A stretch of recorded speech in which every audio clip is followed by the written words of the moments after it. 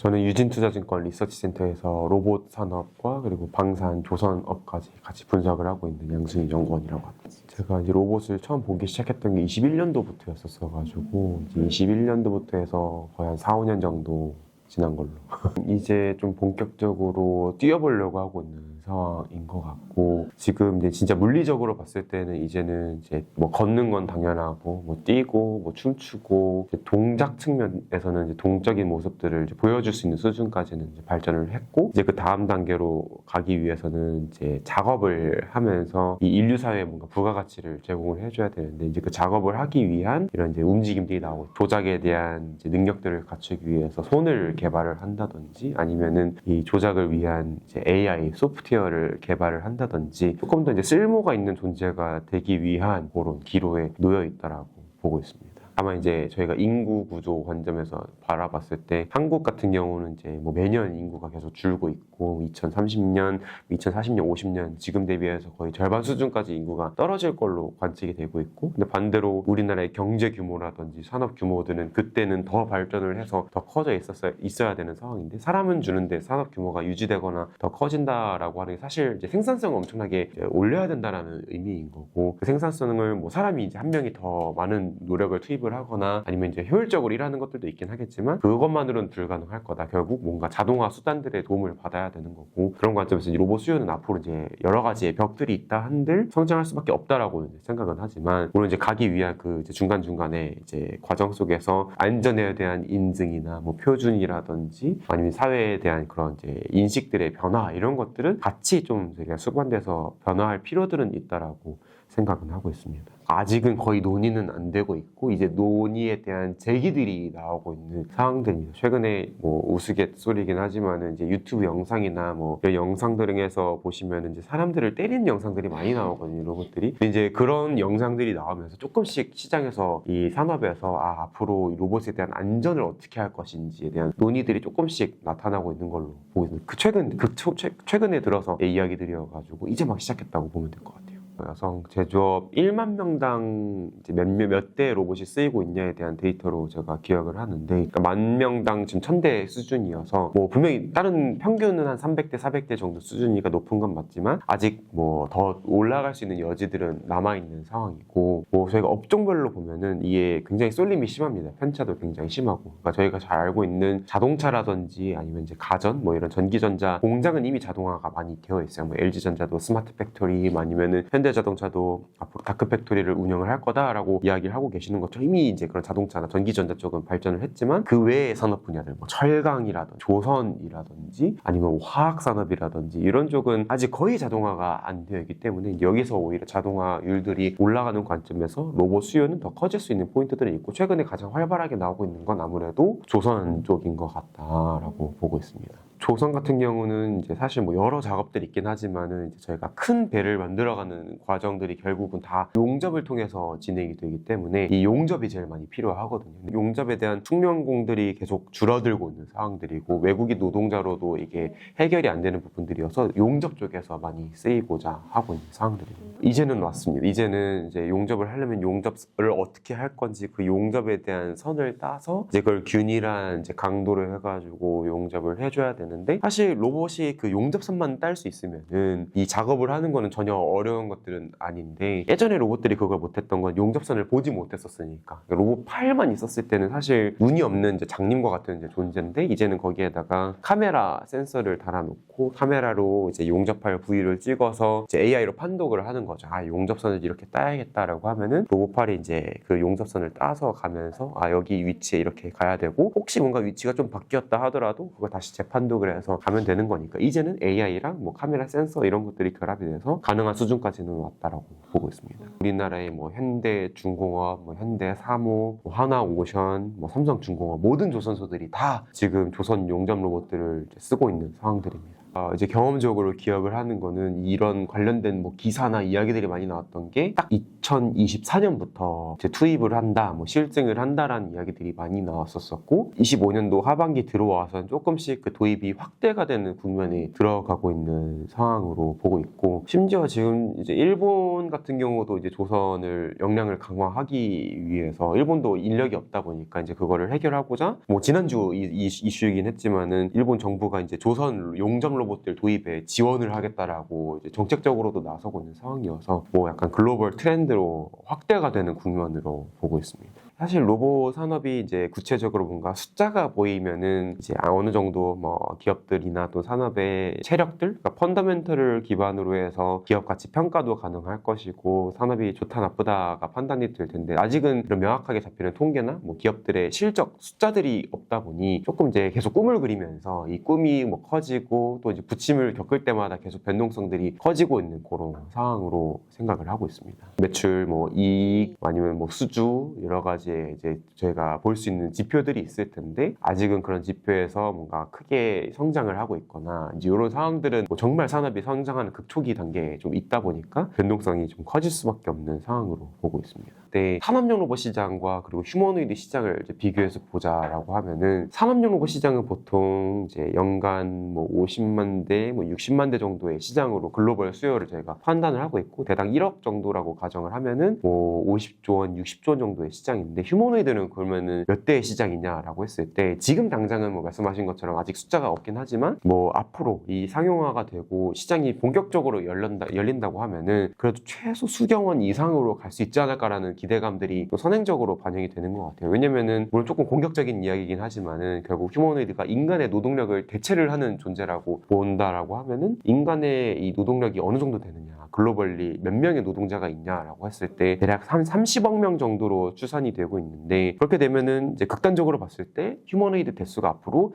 30억 대가 될 수도 있다라는 이야기인 거고 가격을 대략 1,000만 원으로 잡고 봐도 3경원인데 이건 어디까지나 제조 노동 관점에서 봤던 것들인 거고 여기에 B2C 가사에서 쓰이는 것들 아니면 외식업에서 쓰이는 것들까지 포함해서 보면은 이제 플러스 알파 이제 더해지는 숫자로 봐서 더 커질 거니까 그러니까 수경원 단위의 시장 규모로 확대가 되면서 조금 이제 그 시장 규모 확대 측면에서 조금 이제 먼저 기대감들이 반영이 되고 있다라고 생각을 하고 있습니다. 빠르면 올해부터 보일 거라고 생각을 하고 있어요. 뭐 사실 뭐 아쉽게도 한국은 아니지만은 이제 중국이 그래도 조금 먼저 앞서 나가고 있는 부분들이 있어서 뭐 중국의 기업들을 좀 예시로 말씀을 드려보면은 지금 유비텍이라고 하는 중국 회사가 있는데 이제 홍콩에 상장되어 있는 회사고 이 회사가 지금 휴머노이드 출하를 가이던스로 제시를 하고 있는데 작년에는 한 700대 정도 출하를 할 거다라고 이야기를 했고 올해는 거의 3,000대 가까이를 이야기를 하고 있고 작년도 연간으로 수주받은 금액이 대략 2천억 원 이상, 2천원 한 400억 원, 500억 원 정도까지 수주를 받은 그런 상황들이어서 그만큼 수주받았다는 거는 뭐 올해나 뭐 내년에 걸쳐서 또 매출로 인식이 된다는 거니까 이제 어느 정도 휴머노이드 매출만 수천억 원 단위로 나올 수 있는 구간에는 올해 빠르게 이제 들어가고 있고 뭐 미국에서 한국이 투자를 한 미국의 보스턴 다이내믹스라든지 뭐 테슬라 같은 경우도 뭐 2028년에 뭐 현대차가 3만 대 로봇을 양산을 하겠다라든지 뭐 테슬라가 올해 뭐 100만 대 규모의 캐파를 구축을 하겠다 이제 이렇게 이야기는 하고 있어서 뭐 올해 내년 걸쳐서 조금씩 숫자로는 초기 물량들이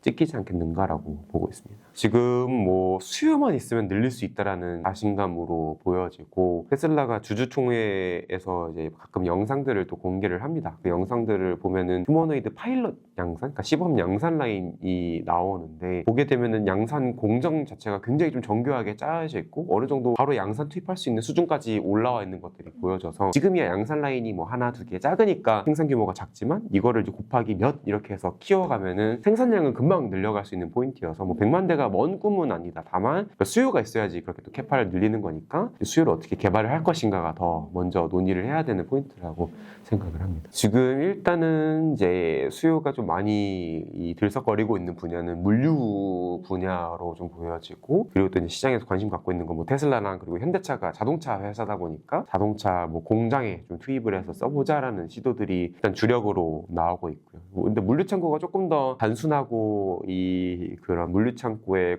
레이아웃이나 그 물류의 공정의 흐름들이 상당히 좀 정형화되어 있는 부분들이 있어서 아마 물류창고에 먼저 투입이 돼서 이제 이렇게 확장이 되고, 아직 공장은 조금 뭐 그래도 단순 반복 작업에 정형화된 공간이라고는 하지만은 공정이 아직 좀 복잡하고 여러 가지의 이 제품들이 홀류 생산으로 요즘 많이 생산이 또 되고 있는 상황들이어서, 그러니까 물류 먼저 투입이 되고 이후에 자동차 투입되고 뭐 장기적으로 뭐 가사로 투입이 되지 않을까, 이제 이렇게 시장에서 보통 예측들을 많이 하고 계시는데, 요즘 조금 또 재밌는 이야기들은 이제 뭐 안전에 대한 인증 문제라든지 이런 것만 해결이 된다고 하면은 가사가 더 먼저 투입될 수도 있겠다라는 이야기들도 많이 나오고 있어요. 그 이유는 뭐 자동차 공장을 좀 이야기를 보면은, 자동차 공장은 결코 실수가 있어서는 안 된다라는 게 사실 일반적인 이야기거든요. 성공률이 99.99999%가 돼야지 이제 투입을 할 수 있는데, 아직 로봇은 완벽하지가 않고 보통 AI도 성공률이 90%밖에 안 되기 때문에 10번 작업하면 한 번은 실수를 하는 거고, 그 한 번 실수하면은 이제 그 뒤에 앞에 공정들이 다 멈추면서 손실이 크게 발생을 하는 부분들이 있어서 오히려 자동차가 더 들어가기가 어려울 거다, 완성도 측면에서. 근데 가사 같은 경우는 뭐 빨래 개거나 설거지를 하거나 이런 쪽에서 쓰일 텐데, 뭐 빨래 10개 개다가 하나 뭐 실수를 해도 다시 하면 되는 거고, 설거지하다 뭐 설령 깨트렸다 하더라도 크리티컬한 타격은 없으니까 오히려 가사가 더 먼저 드릴 수도 있지 않을까라는 이야기들도 같이 나오고 있어서, 휴머노이드 기업마다 어떤 회사는 자동차부터 들어가고 어떤 회사는 가사부터 들어가는 그런 차이점들도 좀 나오고 있는 걸로 보고 있습니다. 사실 정확한 포인트를 말씀을 해주셨고, 뭐 물류에서 가장 대표적인 건 이제 아마존이 있을 텐데, 아마존도 물론 휴머노이드를 테스트를 하고 있긴 하지만은 주력으로 쓰고 있는 거는 이제 모바일 이동형 로봇들, AMR이라고 하는 이제 뭔가 물건들을 이송해주는 로봇들과, 그리고 이제 로봇 팔을 조합을 해가지고 대부분의 작업들을 또 처리를 하고 있어서, 이게 진짜 휴머노이드가 필요할까라는 의문들이 사실 있는 게 맞긴 한데, 어쨌든 이제 휴머노이드라고 하는 게 이런 이동형 로봇과 팔과 다른 점은 어쨌든 이동 플러스 작업이 같이 가능하다, 그러니까 손으로 하는 이제 그런 조작들이 같이 가능하다라는 장점들은 있어서, 물론 이제 그 형태가 꼭 휴머노이드일 필요는 없지만은 이동성과 이 조작에 대한 부분들을 같이 할 수 있는 로봇들은 그래도 공장에서 계속 필요한 부분들은 있어서, 이제 그걸 이제 휴머노이드로 이제 대체를 하는 그림들이 되지 않을까라고 저희는 예측을 하고 있습니다. 제가 이제 쉽게 말씀드리는 거는 이제 다리의 이동, 그러니까 다리로 이제 사람들이 막 왔다 갔다 하면서 이동했던 작업들을 이제 AMR로 대체를 하고 있는 거고, 근데 이제 손으로도 작업들을, 이동을 뭔가 물건들을 뭐 박스에서 뭐 다른 쪽으로 옮긴다든지 이렇게 조작들을 해줘야 되는데, 그거는 뭐 AMR로 할 수가 없으니까 팔로 해줘야 돼서, 이제 그것들이 이제 또 같이 결합돼야 되는 작업들도 분명히 있을 거기 때문에, 뭐 나뉘어서 어느 정도 작업 또는 이제 그런 유형마다 좀 이제 어떤 로봇들이 투입될지는 조금 달라질 수 있는 포인트들은 있을 거라고 보고 있습니다. 이게 이제 뭐 제 이야기는 아니고, 이제 로봇 공학계에서는 그래도 저명하신 로드닉 부룩이라고 하는 이제 뭐 저희 협동 로봇을 창업을 했었던 뭐 CEO이기도 하고 공학자이시기도 하고 교수님이시기도 하지만은, 그분이 항상 이야기를 하는 게 휴머노이드는 허상이다. 저희가 휴머노이드라고 하는 그런 다리 달린 로봇에서 이제 이게 비효율적이다 보니까 말씀드렸던 이제 이동형 로봇 베이스에 뭔가 휴머노이드가 될 텐데, 과연 우리가 그거를 휴머노이드라고 부를 수 있을 것인가, 뭐 이렇게 되게 신랄하게 또 비판을 하는 분들도 계셔서, 뭐 어떤 방향성으로 나아갈지 모르겠지만 거기에 대한 우려와 비판이 있는 것도 맞다, 이렇게 생각을 합니다. 지금 이제 휴머노이드가 결국은 하드웨어랑 소프트웨어의 결집이 되어 있는 결합체라고 저희가 이야기를 하는데, 뭐 소프트웨어는 여전히 미국이 그래도 AI나 강점을 분명히 갖고 있는 측면들이 있지만은, 그러니까 소프트웨어만으로는 구현이 안 된다. 휴머노이드는 결국은 하드웨어가 필요한데, 하드웨어 관점에서는 싸게 잘 만드는 게 그래도 이제 중국이 계속 기술력들이 올라오고 있는 상황들이고, 수행적으로 AI 기술도 같이 이제 발전을 하고 있는 상황이어서, 오히려 요즘은 종합적으로 봤을 때는 중국이 더 앞서 나갔다는 평가들도 조금씩 나올 정도로 중국의 경쟁력이 많이 이제 올라오고 있다라고 저는 보고 있습니다. 지금 일단은 중국에서 상장되어 있는 기업은 아까 말씀드린 이제 홍콩에 상장되어 있는 유비텍이라고 하는 회사가 있을 거고, 그리고 이제 사실 올해 딱 그 중국 휴머노이드 기업들이 상장을 많이 하는 해가 될 겁니다. 뭐 유니트리 로보틱스라고 하는 유튜브 영상에서 흔히 보시는 이제 그 회사가 올해 상장을 예정을 하고 있고, 그 외에 러쥐 로봇이라든지 아니면은 뭐 딥 로보틱스라든지 유사한 이제 휴머노이드 기업들이 또 상장을 많이 할 거예요. 그래서 오히려 투자 관점에서는 하면은 이제 좀 종목들이 많아질 수 있는 포인트들은 있고, 그러니까 지금은 뭐 유비텍과 아니면 부품사로에서 리더 드라이브라고 하는 회사 정도만 좀 볼 수가 있고, 지금 다만 이게 이제 올해 확대가 될 거다라고 보시면 될 것 같습니다. 끌리고 있기는 한데, 뭐 우리나라에서는 휴머노이드를 이제 하려고 또는 하고 있는 회사는 뭐 이제 레인보우 로봇이라든지 아니면은 뭐 로보티즈라든지 뭐 뉴로메카 이렇게 조금 정리가 되어서 이야기가 되고 있는 것 같고, 사실 우리나라에서는 이런 휴머노이드 완제품 또는 뭐 AI 그 완제품에 대한 사실 기대감이 높지는 않습니다. 왜냐면 앞서 말씀드린 미국이랑 중국이 워낙 앞서 나가고 있으니까 우리가 그 경쟁력 관점에서는 조금 이제 뒤처져 있는 부분들도 사실 냉정하게는 현실적인 부분들이어서, 오히려 우리는 이제 그런 완제품보다는 어느 정도 부품 공급망 밸류체인에 들어가는 관점에서 부품에 대한 이제 관심들이 좀 더 커지고 있는 상황들인 것 같고, 2025년에는 이제 액추에이터라고 하는 이제 로봇의 구동 부품에 대한 기대감들이 굉장히 컸었던 걸로 제가 보고 있고, 최근에는 이제 액추에이터도 여러 요소 부품들이 결합된 제품이어서 오히려 이제 안에 들어간 요소 부품들까지 좀 관심들이 내려오고 있는 상황인 것 같고, 장기적으로는 이런 구동 부품 외에 뭐 센서라든지 뭐 배터리라든지 그 인지 판단 영역에 관련이 되는 부품 쪽으로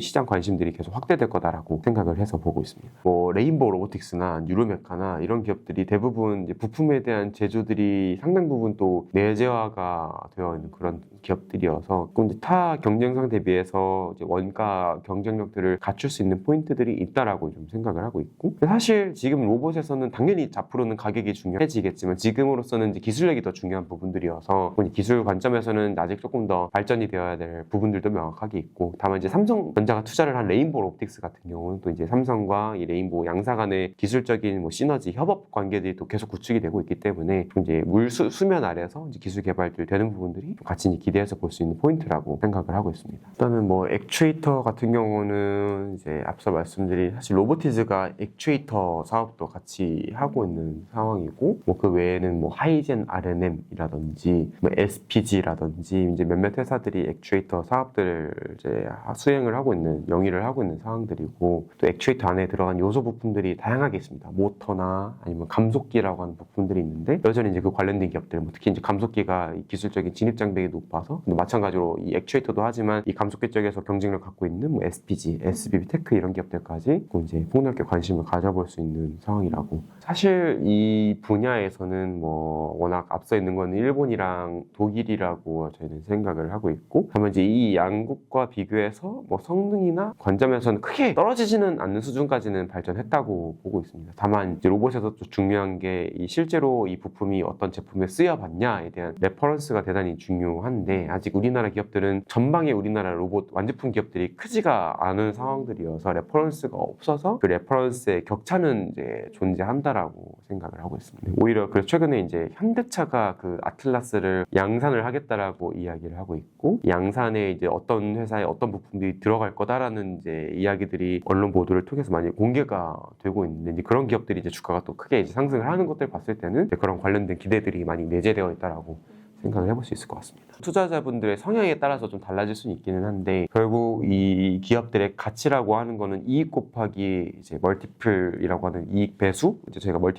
밸류에이션 배수로 결정이 되는 건데, 일단 하모닉 드라이브 시스템즈 같은 경우는 지금 당장에 뭔가 성장성은 없다. 왜냐면 이미 워낙 큰 회사이고 성장할 만큼 또 성장을 한 회사여서 이익은 잘 나오고 있긴 하지만은, 보통 또 이 멀티플, 이 밸류에이션 배수라고 하는 거는 또 성장성을 또 보면서 이 앞으로 많이 성장할 것 같다 하면은 높게 또 부여를 해주는 부분들이 있는데, 반대로 이제 하모닉 드라이브 시스템즈는 이 밸류에이션이 낮은 측면들이 있어서 오히려 좀 성장성 측면에서 조금 높은 밸류에이션들을 쳐다볼 수 있는 그런 기업들은 국내 기업들 투자를 하는 게 더 맞다라고 보고 있고, 안정적으로 실적 기반에서 이제 중장기 투자를 하겠다라는 투자자분들께는 오히려 하모닉 드라이브 시스템즈 일본 기업들이 더 나을 수 있다라고 생각을 하고 있습니다. 제가 추정을 했을 때는 내재된 기술력은 상당한 수준 발전되어 있을 거다라고 생각을 하고 있습니다. 뭐 일단 휴머노이드의 자체 개발부터 해서 안에 들어가는 부품의 내재화와 그리고 손에 대한 개발들을 비롯해서 이제 VLA라고 하는 AI 모델까지 다 자체 개발들을 이제 수행을 하고 있는 걸로 파악을 하고 있어서 기술력 수준은 상당 부분 올라왔다. 다만 이제 어느 정도 시장에서 저희가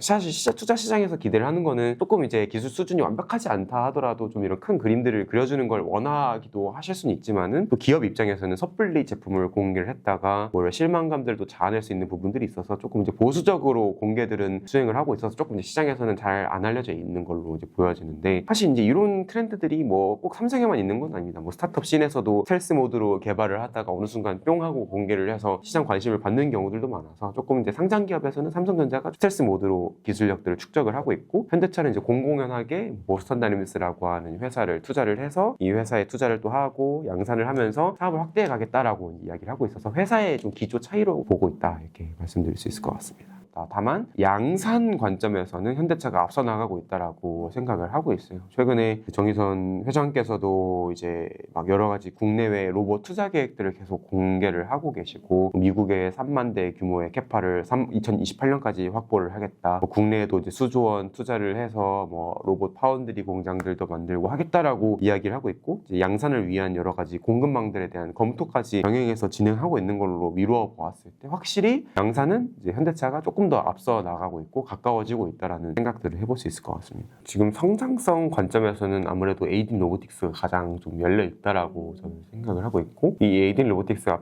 앞에서 말씀드렸던 촉각 센서를 하는 회사이고, 뭐 앞으로 이 로봇의 조작 관련해서 이 촉각 센서 수요가 저는 크게 늘어날 거라고 보고 있어서, 이제 우리나라에서 이제 그런 촉각 센서를 지금 이제 물론 다른 회사도 있긴 하지만은 가장 양산을 하면서 앞서 나가고 있다라고 생각을 하고 있어서, 성장성 관점에서는 에이딘 로보틱스를 조금 눈여겨서 보고 있는 상황이고, 물론 그 외에 빅웨이브 로보틱스나 HD 현대 로보틱스도 여러 가지 이제 성장에 대한 활로들을 충분히 갖고 있다라고 생각들은 하고 있습니다. 조금 저는 이제 투자 관점에서 조금씩 숫자를 봐야 된다라고 생각을 하고 있고, 뭐 사실 딱 뭐 1년치, 2년치로는 판단이 안 될 거기 때문에 뭐 최소한 3개년 이상의 매출액 뭐 성장이라든지 이제 이런 부분들을 좀 같이 체크를 하셔야 된다고 이야기를 드리고 있고, 지금 워낙 로봇 기업들이 이제 성장하는 국면이다 보니까 뭐 매출액이 연간 수십억 원, 뭐 수백억 원에 아직 그치는 기업들이 좀 대다수 있는 그런 상황들이어서, 꼭 이제 최소한 이제 그런 기업들을 이제 걸러내기 위해서는 성장을 하고 있냐 관점에서 좀 3개년 이상의 그런 흐름들을 좀 볼 필요는 있을 거라고 생각을 하고 있고, 그게 아니라 조금 더 단순하게 보고 싶으시다라고 하면은 이 기업들이 어느 정도의 캡티브 수요를 가지고 있느냐, 뭐 예를 들어서 레인보우 로보틱스는 이제 삼성전자의 자회사, 연결 자회사이니까 뭔가 삼성이라고 하는 캡티브 수요들이 있지 않을까라고 저희는 볼 수 있는 거고, 반대로 또 보스턴 다이내믹스는 현대차라고 하는 캡티브가 있는 거고, 뭐 이런 식으로 이제 어느 정도 뭐 대기업들과 연관성이 있는지도 같이 좀 체크를 해보시면 좋을 것 같다라고 생각을 합니다. 우리나라만 그런 건 또 아닌 것 같아요. 왜냐면은 그러니까 지금 상장 기업들을 봤을 때는 뭐 이게 사실 기업들이 많지가